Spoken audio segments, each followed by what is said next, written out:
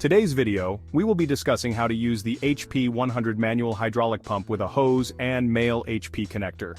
Step 1. Connect the pump hose quick fitting to the cylinder quick fitting, making sure they are fully seated into each other.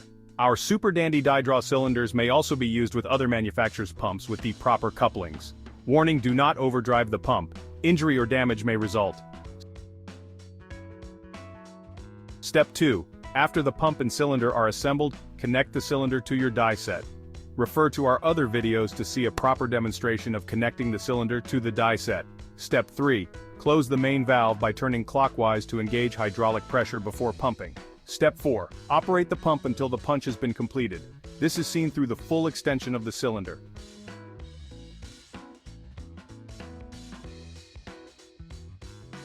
Step 5. Release hydraulic pressure to the cylinder.